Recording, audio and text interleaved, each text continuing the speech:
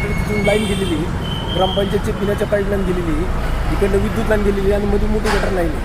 आता हे लोक याच्यावर परत भरावं टाकताय. समजा उद्या जर काही प्रॉब्लेम झालाच तर मग ते परत कचडी जोडायचे का?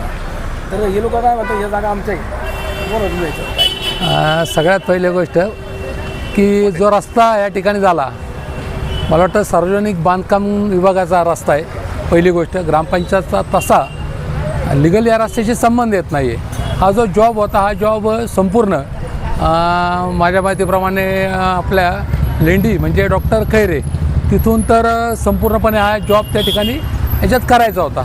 परंतु पैशाची मला वाटतं पडलेली कमतरता, म्हणजे जेवढे पैसे ह्या रोडसाठी होते परंतु पाठीमागं वाढलेलं जास्त काम, आणि त्यामुळं पुढं ह्या रस्त्याला आता निधी पडला नाही. जी काही शिल्लक रक्कम होती ती रक्कम नारायणगावच्या गटर म्हणजे त्या पैशातून सगळ्यात पहिलं गटर होणं गरजेचं होतं. म्हणून त्यावेळेला मला वाटतं हे गटरच्या वेळेला एक आणलं. एक चांगली गोष्ट या ठिकाणी झाली की जे नारायणगावचं गटर मीना नदीत जाणार होता, तर ते मीना नदीत न जाता ते डायरेक्ट नारायणगावच्या बाहेर ह्या ठिकाणी जाईल. हा एक याच्यातला महत्त्वाचा भाग होता. तर दुसरा विषय असा आहे की ज्यावेळेला सार्वजनिक बांधकाम विभागाची आपण ह्या बाबतीत चर्चा केली त्याच वेळेला आपल्याला विषय कळाला होता की उर्वरित कामासाठी त्यांच्याकडे खरं तर आता कुठलाही निधी अजून शिल्लक नाही आहे. म्हणजे येणारं समोर जे अतिक्रमण करतायत तेच जर अतिक्रमण करतायत तर त्यांच्या समोर त्यांच्या दुकानात यायला जर गाड्या लावायला जागा नसतील तर त्याला पर्याय काय? किरण भाऊ, आता जर आपण दोन्ही बाजूने या रस्त्याचं बारकाईने पाहिलं तर या बाजूने जर तुम्ही पाहताय म्हणजे उजव्या बाजूने मी उभा आहे त्याच्या, आपण ज्या वेळेला ते सुरुवातीच्या काळामध्ये जो एक फुटपाथ केला होता त्याच्या खाली गटर लाईन होती, पण त्या फुटपाथची आत्ताची जर परिस्थिती पाहिली तर साधारण एक 2.5 ते 3 फूट तो खाली गेलेला आहे. खाली गेल्यामुळं साहजिकच ज्या उजव्या बाजूला जी काही दुकानं आहेत आता त्यांच्या दुकानात जायला देखील या ठिकाणी थोडीशी जागा कमी पडते किंवा या ठिकाणी त्यांना इतक्या उचलून वर जायला तो पण त्रास या ठिकाणी निश्चित व्यापाऱ्यांचं एक नुकसान आहे. हा नारायणगाव बाजारपेठेचा अतिशय महत्त्वाचा रस्ता आहे.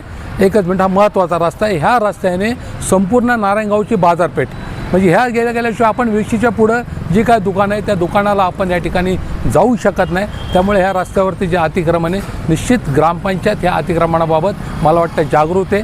बऱ्याच वेळा ग्रामपंचायतींनी सदर दुकानदारांना नोटिसा बजावल्या, सदर दुकानदारांना समजून सांगितले. पण माझी एक ग्रामपंचायतला या ठिकाणी विनंती आहे, खरं तर ह्या रस्त्यावरती ग्रामपंचायतचा तसा डायरेक्ट इनडायरेक्ट कुठला अधिकार येत नाही सार्वजनिक बांधकाम विभागाचा असल्यामुळे, परंतु मी एक ग्रामपंचायतला एक विनंती या ठिकाणी करेल की आपण जर 2 माणसं ह्या रस्त्यावर कायमस्वरूपी नेमली की आता जेणेकरून या रस्त्यावर आपण पाहतोय की आता समोर पाहतो आपण ती गाडी रस्त्यात उभी आहे, ती गाडी रस्त्यात आल्यानंतर ऑटोमॅटिक पाठीमागून येणारा तिथं थांबतोय. जर अशी जर ह्या रस्त्यावरती वाहनं उभी करून दिली नाही किंवा 2 व्हीलर पार्किंग केले, ते पार्किंग एकदम रस्त्यावर केलं तर ते पार्किंग त्याला थोडंसं आतमध्ये घ्यायला लावलं. शेवटी व्यापाऱ्यांना धंदा करणं ही देखील त्यांच्या दृष्टीने महत्त्वाचं आहे. आणि ज्या व्यापाऱ्यांनी थोडंसं ह्या फुटपाथवरती जे काही व्यापारी येत आहेत त्यांनी देखील खरं तर आपली जबाबदारी समजावं. कारण माझ्या दुकानात जर गिऱ्हाईक यायचं असेल तर मी त्यांना पार्किंग करून दिलं पाहिजे. आज नारायणगाव बाजारपेठेची किरण भाऊ जी काय आपण पाहतो की गिऱ्हाईक जे कमी पडत चालले त्याच्यामागं मूळ कारण आहे की नारायणगाव ग्रामपंचायत व्यापाऱ्यांनी कदाचित आपल्या दुकानापुढं जे काय अतिक्रमण केलं त्याच्यामुळं देखील त्यांनाही गिऱ्हाईक होत नाही आणि गावात देखील गिऱ्हाईक होत नाही. तर 2 गोष्टी याच्यामध्ये आपल्याला एक करता येतील.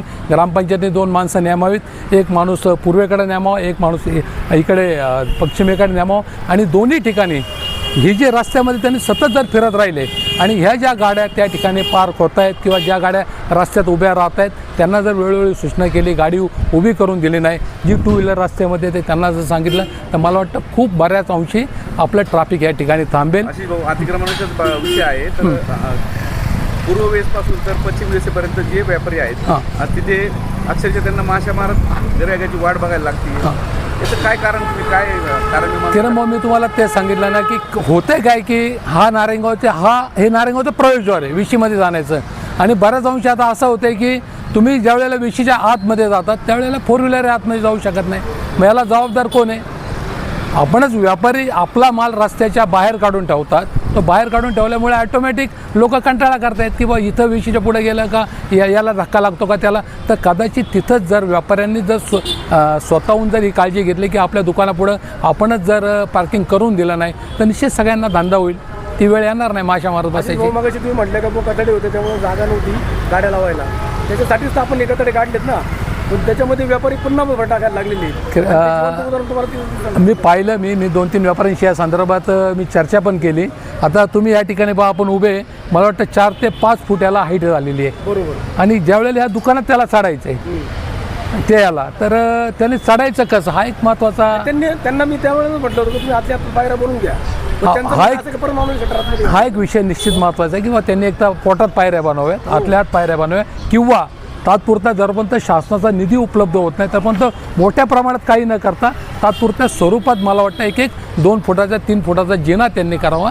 खूप मोठ्या अर्धवट राहिलेलं काम आहे, कधी पूर्ण होईल? खरं भाऊ मला माहितीप्रमाणे म्हणजे आता खरं शासन आमचे, सत्ता आमच्या पक्षाची, सर्व आमचे, परंतु माझ्या माहितीप्रमाणे शासनाकडे निधीची उपलब्धता ह्या साहित्य माहिती संदर्भात खरं तर मला वाटतं ग्रामपंचायतीने याचा पाठपुरावा केलेला आहे. आपणही त्या पाठपुराव्याला मदत करू. शक्य झालं तर आपणही त्या संबंधित खात्याशी पत्रव्यवहार करून आपण त्या मंत्र्यांशी भेटून याच्यासाठी निधी उपलब्ध होण्यासाठी प्रयत्न करू. शासनाकडे कुंभमेळ्याला देण्यासाठी 35,000 कोटी आहेत. मग हे जे रस्ते आहेत, अजून बेसिक इन्फ्रास्ट्रक्चर आहे, त्याच्यासाठी निधी का नाही मिळत? महाराष्ट्रातला मी परवा दिवशी समृद्धी महामार्गावर जाऊन आलो. मला वाटतं महाराष्ट्रातलं आज जर दळणवळण इन्फ्रास्ट्रक्चर जर पाहिलं किशोर भाऊ, तर म्हणजे एक आगळा वेगळा महाराष्ट्र ह्या सरकारच्या काळात खरा घडलेला आहे. मग तुम्ही जर बाईकला फिरले, ठीक आहे, आता ह्या ऑलरेडी या रस्त्याचा अजूनही वाद चालू आहे. ग्रामपंचायतची मागणी की हा रस्ता आमच्याकडे द्यावा. सार्वजनिक बांधकाम विभाग हा रस्ता ग्रामपंचायतकडे वर्ग करत नाही. मला वाटतं कदाचित जर ग्रामपंचायतकडे वर्ग केला तर ग्रामपंचायत खूप चांगल्या प्रकारे या रस्त्याची हे करू शकते. तुम्ही ग्रामपंचायतमध्ये उपसरपंच पद भोगलेले 1 नाही 2 नाही, तुम्ही तब्बल 20 वर्ष ग्रामपंचायत 20-25 वर्ष, आणि असं असताना तुम्ही हे जे वक्तव्य करता हे कुठंतरी चुकीचं असं वाटत नाही? कारण राज्यमार्ग हा महानगरपालिका आली तरी वर्ग होत नाही, हा नियम आहे. तुम्ही नीट अभ्यास करा. ऑलरेडी हा रस्ता ग्रामपंचायत होऊ शकत नाही आयुष्यामध्ये, हे फक्त बोलायला. 2007 पासून मागणी केलेली आपण त्या रस्त्याची. त्यावेळेला याला आपल्याला होणार नाही, ते नाही नियमात बसत होऊ नाही. शकत नाही. असा विषय होत नाही त्याला. आता बऱ्यापैकी जर समजा आता आपला हा पुरा पुणे नाशिक हायवे होता, आपल्याला हा केंद्र शासनाचा होता, पण बायपास बाहेरून गेल्यानंतर हा रस्ता राज्य शासनाकडे वर्ग होतोय. तसाच हे गावठाण हद्दीतून जातोय हा रस्ता, त्यामुळं तो वर्ग व्हायला हरकत नाही असं मला वाटते. मागणी आहे त्याची, खूप जुनी मागणी. एक विषय आणखी आहे की हे जे पत्र्याची गाडी तिथं, याचे देखील जे दुकानदार आहेत हे आपला माल सगळ्या रस्त्यावर ठेवतात. त्याच्यामुळे देखील ट्रॅफिक जॅमची समस्या संध्याकाळी नारायणगावमध्ये दररोज होते. 100% किशोर भाऊ, याच्यावरतीच आपलं म्हणणं असं आहे की ग्रामपंचायतनी देखील याच्यावरती मला वाटतं वेळोवेळी त्यांना सांगते, परंतु ही त्या व्यापाऱ्यांची जबाबदारी आहे.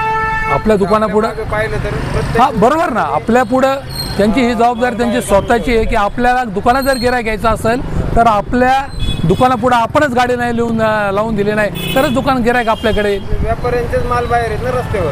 आम्ही हे सांगतो ना, हे त्यांना अजून त्यांना जाणीव कशी काय होत नाही याचं थोडंसं आश्चर्य वाटतं की माझ्याच दुकानापुढं जर मला गिऱ्हाईक घेण्यासाठी त्याला जर गाडी पार्किंग लावायला जागा नसेल तर तो तिथं गाडी पार्किंग करणार नाही. कदाचित त्यांना कळत नसेल, कळत नकळत ते त्यांचंही नुकसान करून घेत असावं असं मला वाटतं एक व्यापारी म्हणून. आशिष भाऊ, सुयोग साम्राज्य लँडमार्क असेल, त्याच्यानंतर धर्म प्लाझा असेल, असे अत्याधुनिक मार्केट झालेली आहे. त्याच्यामुळे व्यापारी वर्ग हा बाहेर पडत चालला आहे. मग तुम्ही व्यापाऱ्यांकडे या व्यापाऱ्यांचं प्रबोधन करणार कधी? मला वाटतं बा शेवटी गाव जसं जसं वाढत चाललं आहे तसं त्या ठिकाणी त्या डेव्हलपमेंट होत चाललेलं आहे. अतिक्रमणाला कंटाळून पार्किंगला जागा नसल्यामुळे व्यापारी बाहेर चालले. ना तो एक विषय नक्कीच आहे. त्या ठिकाणी जर आपण पाहिलं तर त्या ठिकाणी जास्त करून बँका, पतसंस्था की ज्या त्यांच्या दृष्टीने जे सुरक्षित आहे तो निश्चित तुमचा विषय नक्कीच आहे. पण शेवटी कुठल्याही गावची रचना जर तुम्ही पाहिली तर भविष्यात जसं गाव मोठं होतं तसं ते त्या भागात वाढत राहतं. त्यातला तो एक मला वाटतं नैसर्गिकच एक भाग आहे. नामदेवांना काय तुम्ही सुचवाल या ट्रॅफिकच्या बाबत, काय सांगाल? ट्रॅफिकच्या बाबतीत बोलायचं म्हटलं तर माझं प्रामाणिक मत असं आहे की पोलीस प्रशासनाने कुठल्याही राजकीय नेत्याच्या दबावाखाली न राहता त्यांनी त्यांचं काम जर प्रामाणिकपणे केलं तर निश्चितच ट्रॅफिकची समस्या सुटेल. तुम्हाला सांगतो, यापूर्वी अजय गोरड नावाचे आपल्याकडे अधिकारी आले होते. उत्तम प्रकारे त्यांनी काम केलं होतं. म्हणजे नारायणगाव स्टँडवर अक्षरशः मीना नदीच्या पुलापासून तर कॉर्नरपर्यंत एकही गाडी होत नव्हती. तिथं जांबर लावले जात होते, त्यामध्ये आमदारसुद्धा सुटले नाहीत. म्हणजे कायद्याचं पालन जर प्रत्येकाने केलं तर ही समस्या आपोआप दूर होईल. त्यात प्रामुख्याने ग्रामपंचायतीची भूमिका आहे की आज ग्रामपंचायतीने यात्रा होऊन गेली, तुम्ही हे पाहत आहे, हे सगळे बघा. ग्रामपंचायतीने काढणं गरजेचं होतं, पण ग्रामपंचायतीने काढलं नाही. काल परवा तुमची बातमी आली, पण बातमी आल्यानंतर तुम्ही याचा वास्तविक उल्लेख करणं गरजेचं होतं, पण तुम्ही तो केला नाही. आज ही समस्या येऊन जाऊन जर तुम्हाला जर किरकोळ बाब उपजीविकेसाठी हे करत असतील आणि ती लोक दिसत असतील, ते चुकीचं आहे. तर कायद्याचं पालन करत असताना सर्वांना सारख्याप्रमाणे न्याय देता आला पाहिजे, मग ती ग्रामपंचायत असो किंवा ते पोलीस स्टेशन असो. तर आमचं प्रामाणिक म्हणणं आहे की पोलीस स्टेशननी आज इथं ज्या पार्किंग होतात, दोन्ही बाजूला गाड्या पार्किंग होतात, तर इथं सम जर तारीख ठेवली, समजा सम तारखेला इकडं, विषम तारखेला इकडं, तर सगळ्या गाड्या एक साईडला हे होईल, रोड आपोआप मोकळं होईल.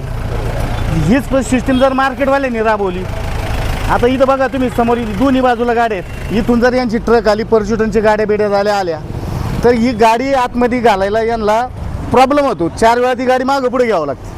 ते जर मार्केटवाल्यांनी पण ही जर राबवलं तर नारायणगावात मला तरी वाटतं वाहतुकीची समस्या राहणार नाही. त्याचबरोबर स्टँडची जर भूमिका घेतली तर सगळे राजकीय नेतेच तिथं बसायला असतात. आज बायपास होऊन सुद्धा परिस्थिती अशी आहे का नारायणगाव स्टँडला वाहतुकीची समस्या आहेच.